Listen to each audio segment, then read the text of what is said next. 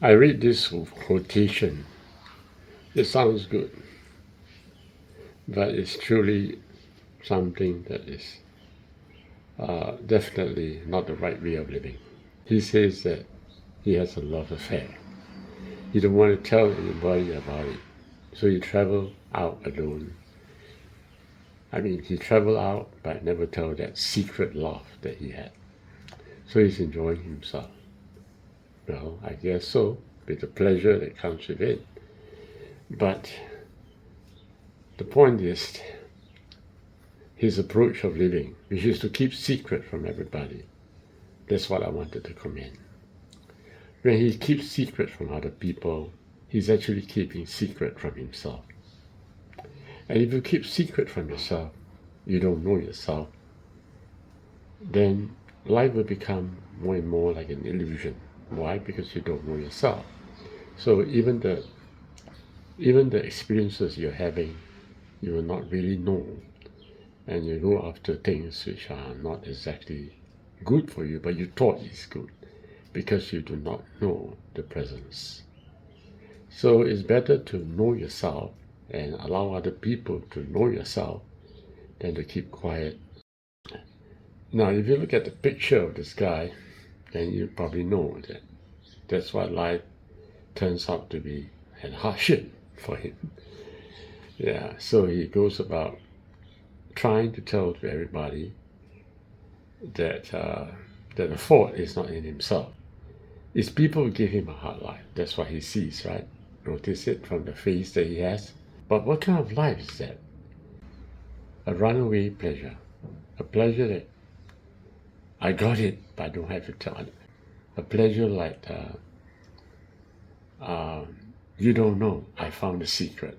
Yeah. So it's a pleasure of privacy, not a pleasure that is open to everyone.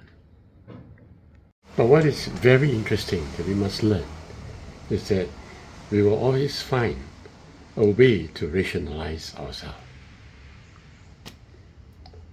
There's always someone else to blame for every evil that comes to us. But why I'm creating this video, I just want to make sure that I'm very clear that the way to happiness is an open life. We must share our life with others so that we can learn from others our life. Open to myself, I'm fully aware of who I am. That's the secret to living. The more I know about myself, the better it is. But that knowing cannot be the result of narrow thoughts. It must be open, in the sense that when you tell other people that you are humble, you allow other people to tell you that you are making mistakes as well. The more open you are, you allow other people to intrude and to tell you you're wrong. This is the kind of life I'm talking about. It is not a life that you know about yourself, but keep it away from others. No, that's not the correct one. It's a life where I know about myself, okay, but you share with others so that other people can tell you where you are wrong. And that kind of life will be continue to be open and open, lead to happiness.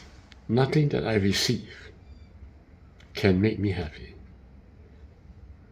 The greatest joy I have is to be aware of me. And the more I know me, in a very special way, the universe will open up itself to clarity as well. In as much as I'm clear about myself, the universe is also making clear to me. Yes. But it's not the self, which is made up of only thoughts. It's the awareness of me. A mysterious awareness of my presence. A presence which has no name whatsoever, but a presence which is here. Not a self where you describe yourself, but it's a self of beingness.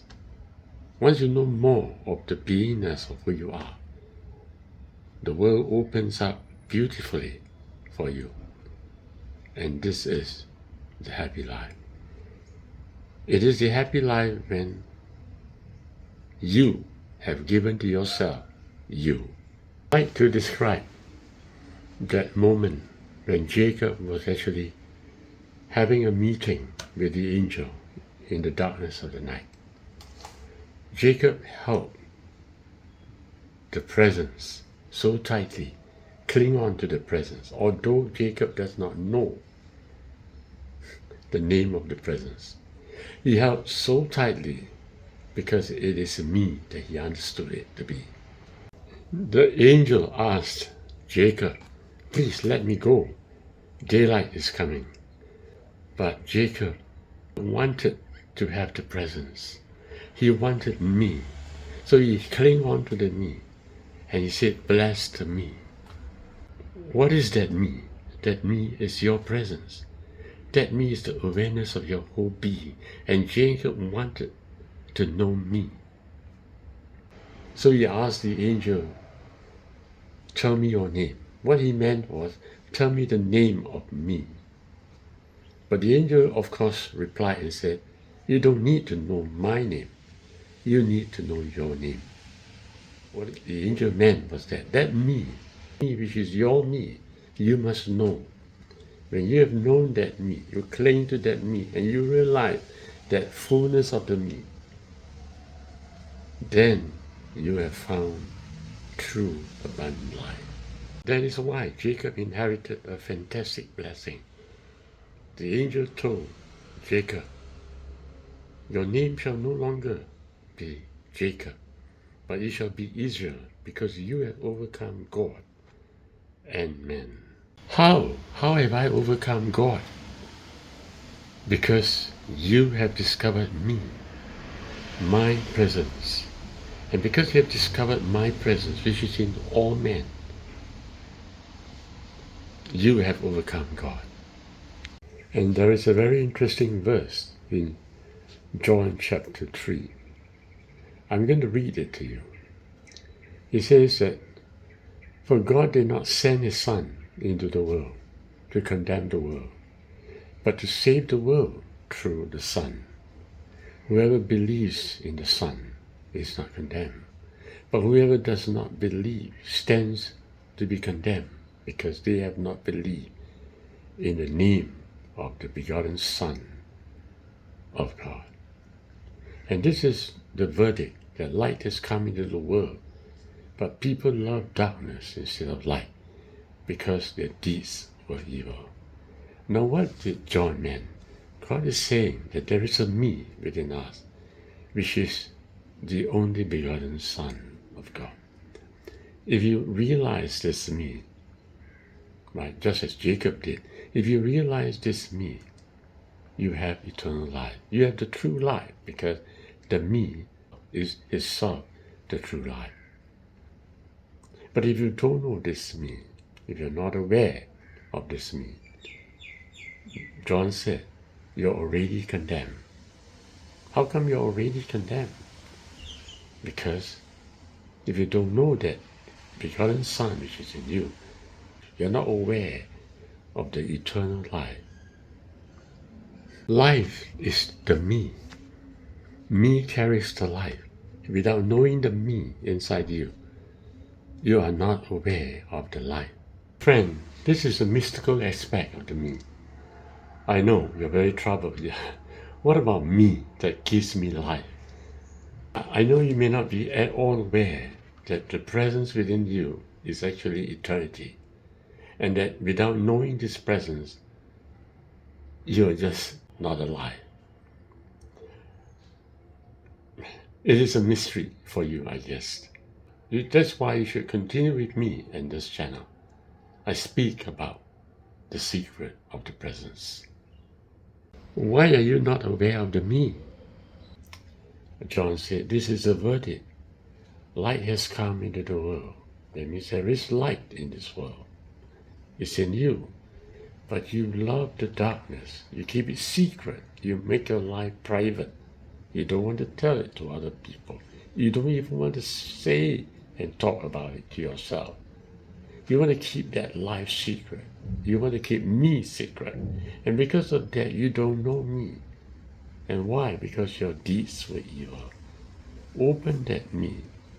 Understand that me. Reach out to that me. Because that me is the begotten Son of God. That me is eternal life. Know that me, and you have eternal life. Don't know that me, the man is not the life. If you don't know the centrality of the being within you, you don't have that life, isn't it? You see, my friends, the me within each and every one of us, the presence, is the begotten Son of God.